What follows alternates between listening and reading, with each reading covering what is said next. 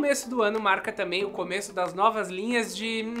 bem, todos os eletrônicos. Mas entre rumores e datas de lançamento, uma das melhores partes dessa época é o esvaziamento dos estoques de produtos do ano passado, o que pode significar promoções interessantes. Pensando nisso, nós separamos aqui uma lista de 5 notebooks para você ficar de olho. Alguns deles já estão com um preço bom, outros a gente espera que vão chegar lá. Mas independente do momento que você tá vendo esse vídeo, eles são boas opções, eles já são custo-benefício. O esquema é tentar baixar o preço cada vez mais. Então assim, se você gostar de qualquer um deles, tem links na descrição. E outra dica é usar o nosso comparador Escolha Segura para comparar preço, para testar cupom automaticamente e para criar os alertas para você ver ali se realmente ele chegou no preço que você queria. E bora para nossa lista de 5 notebooks para 2022, mas notebooks de 2021.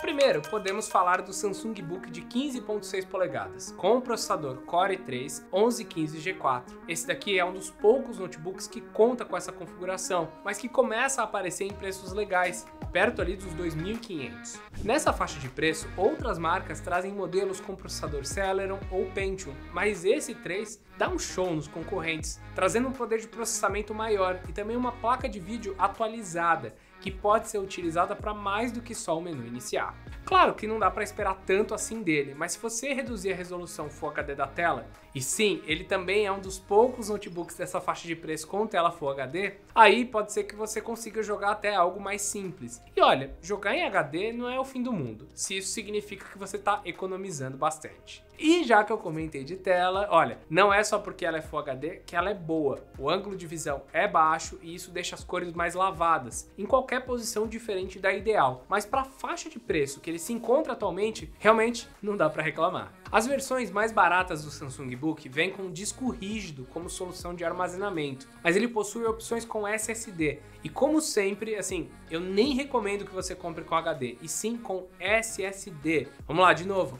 SSD faz com que você consiga usar esse notebook aqui por vários anos sem dores de cabeça e com uma velocidade muito mais de boot ou até mesmo na abertura de aplicativos. Essa velocidade acima do Celeron, do Pentium, só acontece se você tiver com SSD, então assim, por favor já compre com SSD.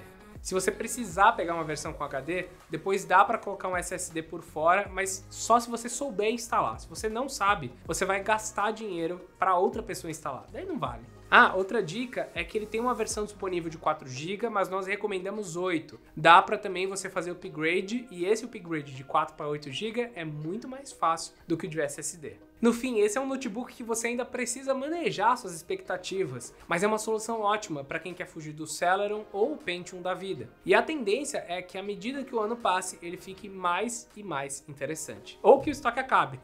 Então assim, se você gostou, é bom não esperar tanto.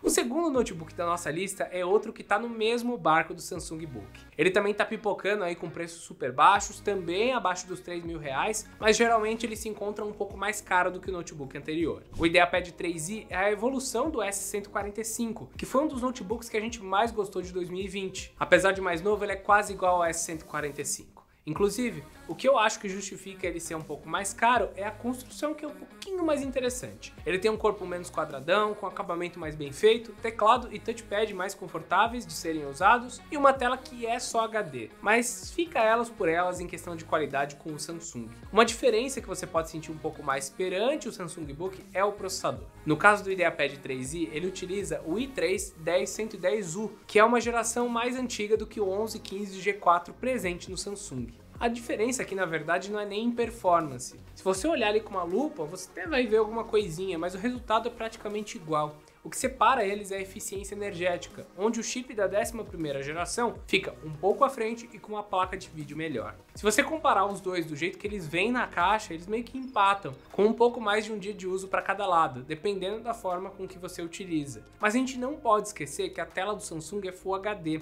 Se igualarmos os dois com a resolução HD, daí o Samsung começa a ter vantagem. É pequena, mas eu acho que é o suficiente para você perceber. Além disso, vale comentar que os dois notebooks também possuem modelos com Core i5. Para esse caso aqui, o IdeaPad 3i com i5 ele fica até mais barato, com o 10210U do que o Samsung. Geralmente vale a pena subir para um notebook Core 5 se você precisa de um modelo bom para multitarefa. Perto ali dos R$ 3.200, o IdeaPad com i5 é uma opção legal, mas dá para você também tentar achar outros modelos com Ryzen. Não vai machucar você ficar de olho também no Samsung Book com o Core i5 1135G7, mas daí ele precisa estar numa baita promoção, porque o preço já dá uma subida boa. Se mantendo nessa categoria do i5, mas mudando de empresa, nossa terceira sugestão de notebook para ficar de olho em 2022 é o Asus M515 com Ryzen 5 3500U. 2021 foi o ano que a AMD se cimentou ali como uma empresa com os processadores mais potentes para todas as categorias. E o 3500U não é um deles. Mas isso é bom. Isso porque notebooks com Ryzen 5 4500U estavam muito caros lá no exterior. E a maioria nem veio para o Brasil, então o estoque deles meio que já quase acabou. O que sobrou mesmo foi o 3500U, que tem como diferencial a placa de vídeo integrada Vega 8, que é melhor do que a concorrente Intel e que consegue jogar ali alguns joguinhos a mais. Por isso ele entra aqui como uma opção semi-gamer, para quem quer jogar um pouco, mas não está em condições de gastar R$5.000 num notebook. Inclusive, existem vários notebooks com Ryzen 5 3500U, então se você viu aí um Lenovo ou um Acer com esse processador num preço melhor, pode ir também, já que é meio difícil de errar ao comprar um notebook com esse processador. Só lembra sempre de pegar um notebook com SSD, tá? Essa é sempre a nossa grande dica. Todos os modelos desse equipamento já vêm com tela Full HD, geralmente com 256 GB de SSD e 8 GB de RAM, que é a configuração padrão que a gente recomenda para quem quer trabalhar com um notebook. Qualquer notebook com essa configuração, sem brincadeira, com Core 5, com AMD 3500U, com SSD e com 8 GB de RAM, são bons, são legais para você usar e você não vai se arrepender de comprar. Ah, outra dica, se você quer mesmo usar ele para jogar, antes de comprar, procura aqui no YouTube o nome do jogo, mais Ryzen 3500U, que geralmente você vai encontrar algum canal com gameplay com esse processador. O mesmo vale para o Core 5, mas é sempre legal procurar antes, porque a gente não vai conseguir responder todos os jogos, qual funciona e qual não funciona, porque tem muito jogo no mercado. Sabe outra dica muito legal? Você se inscrever aqui no canal e ativar o sininho para receber muito mais vídeos de notebook, de tecnologia e de guias de compra, tá? É só clicar aqui que você já recebe os próximos vídeos e olha, eu garanto que vai ter muita coisa boa. Então, vamos continuar com a nossa lista.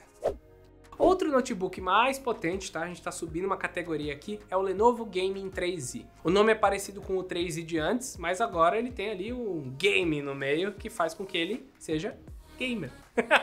Fácil, né? O que eu gosto nesse notebook é que apesar dele ter esse nome, ele não precisa ser necessariamente gamer, tá? O seu design ele é mais sóbrio, com uma cor só, não tem textura, não tem LED, dá até para levar para uma sala de aula, para uma sala de reunião, que você não vai chamar atenção. Mas ele já tem uma configuração um pouco mais parruda. Ele utiliza um processador Core 5 10300H, com a placa de vídeo dedicada GTX 1650. Então dá até para utilizá-lo como uma máquina para trabalhos um pouco mais pesados, como por exemplo edição de vídeos. Não vai rodar 4K bem, mas 1080p você já vai rodar super tranquilo. Para jogos também dá para rodar muita coisa. Eu tenho aqui um notebook com a 1650 e dá para jogar tudo que eu gosto com pelo menos 60 quadros. Ah, não é na melhor configuração. Não, mas a maioria das coisas já roda por aqui. Só lembrando que a resolução desse display é Full HD, o mínimo esperado para essa categoria. Esse painel aí é WVA também, com cores até que legais e que são boas para quem vai trabalhar com ele. Mas assim, se você for designer, se você só trabalhar com isso, é bom ter um monitor separado. O ponto mais fraco desse equipamento é claramente o sistema de resfriamento, então você vai escutar as ventoinhas trabalhando bastante e o corpo como um todo pode esquentar. Isso só vai ser problema se você tentar forçar configurações mais altas do que ele consegue,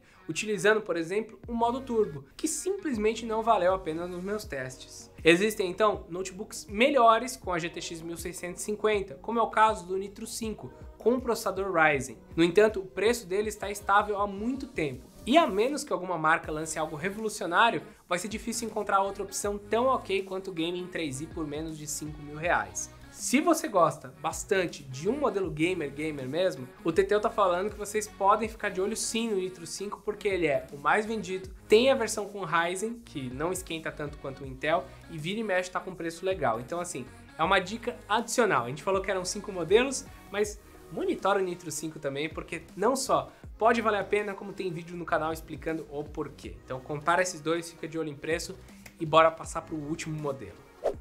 Para finalizar, eu preciso falar do MacBook Air M1. Nesse mercado de notebooks de produtividade, o XPS da Dell ele tá bem caro quando comparado com o MacBook Air, que tá com um preço que a gente tá até estranhando, perto dos R$7.000. O XPS, por exemplo, tá perto dos 10, então você não consegue muita coisa a mais com essa diferença de 3.000. O segredo do MacBook Air, então, é o Apple M1, um chipset que finalmente consegue utilizar a arquitetura ARM, que é a mesma utilizada nos celulares. Por muito tempo, essa arquitetura foi promessa para os notebooks. Eles são chips que têm uma densidade energética mais baixa, então eles consomem menos, e que mesmo assim têm um desempenho legal. No fim, a gente já falou muito sobre as conquistas do M1, porque é um desempenho acima da média. E olha, quem diria que a Apple seria capaz de lançar alguma coisa com bom custo-benefício, né? Com o preço de $1.000 lá fora e R$7.000 aqui no Brasil, é difícil você achar algum outro notebook focado em produtividade que tenha a velocidade de SSD e o desempenho para aplicações do dia a dia, como Photoshop e aplicações 3D, quanto esse cara aqui.